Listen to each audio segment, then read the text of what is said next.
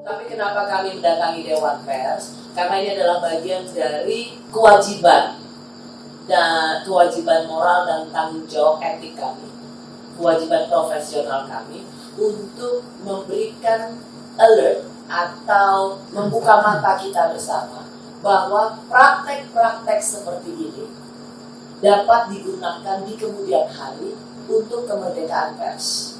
Karena akan ada masalah lain yang dianggap pemberitaannya tidak sejalan dengan kehumasan satu perusahaan tertentu, maka perusahaan ini atau kelompok ini atau badan usaha ini akan menggunakan akun-akun YouTuber binaan mereka untuk menyerang media massa. Sehingga kami, kalau saya sendiri Bu Ketua dan kami di Kompas TV, kami sampai pada kesimpulan bahwa apa yang terjadi pada kami itu sudah termasuk dalam upaya pemerasan. Kompas TV beraudiensi dengan Dewan Pers dan Aliansi Jurnalis Independen AJI terkait isu kemerdekaan pers.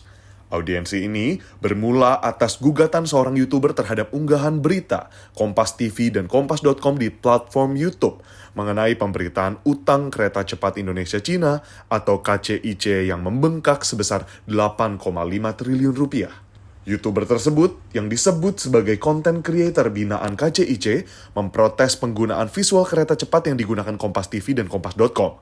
Padahal Kompas TV dan Kompas.com menggunakan visual resmi dari YouTube KCIC. Kami melihat ada sisa-sisa, ada ancaman persoalan yang harus dijadikan konsen bersama. Nah, salah satunya adalah itu tadi cara-cara untuk menekan ruang redaksi melalui model-model baru yang kaitannya dengan platform global dalam hal ini YouTube. Gini, secara kasus sudah selesai, tetapi dalam jangka panjang kami melihat bahwa harus ada keseriusan dan harus ada keberpihakan dari platform global dalam hal ini YouTube dalam konteks menjaga bersama kebebasan pers di Indonesia. Iya, secara umum menyampaikan bahwa ancaman atas kebebasan pers dan kontrol kepada media itu sekarang beragam bentuknya. Dan salah satu yang kami temukan yang terbaru diakui oleh Ibu Ketua Dewan Pers bahwa ancaman itu lewat platform, yaitu lewat YouTube ya.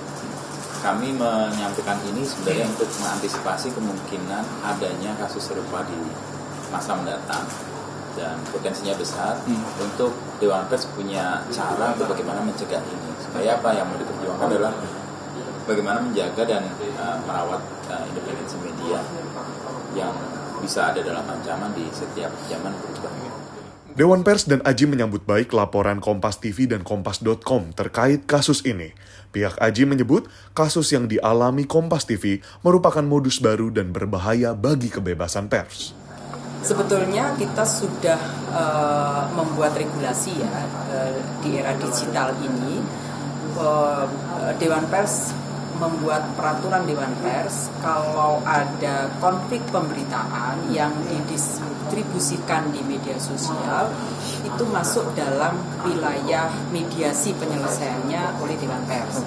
Jadi kalau ada pemberitaan oleh perusahaan persnya didistribusikan ke media sosial atau oleh wartawan yang ditugaskan oleh perusahaan didistribusikan di media sosial dan kemudian menjadi konflik oleh pihak ketiga, silakan datang ke Dewan Pers untuk kita selesaikan secara mediasi. Jadi itu saya kira platform juga harus menghormati itu karena ini bermuatan pemberitaan. Jadi jangan ada penyelesaian dengan cara-cara intimidatif, ya, pemerasan dengan meminta pembayaran sejumlah uang dan lain-lain. Kalau itu konflik pemberitaan, penyelesaiannya adalah dengan undang-undang baru. Serangan baru, tentu kita tidak berbicara nilai ya, berapa rupiah yang digugat oleh pemilik konten, tapi kita berbicara kemerdekaan persnya. Apalagi tadi kita tahu dalam penggunaan konten sebelumnya ketika beritanya tone-nya positif itu tidak dipersoalkan, tapi kemudian ketika beritanya menjadi berita yang kritis ini kemudian dipertanyakan. Artinya kita menduga ada kontrol informasi yang ingin dilakukan oleh KCIC gitu ya. Nah ini saya pikir cara-cara yang tidak tepat, tidak sesuai dengan mekanisme di Undang-Undang Pers.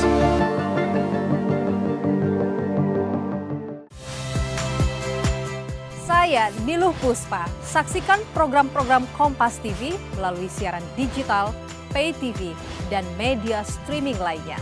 Kompas TV, independen, terpercaya.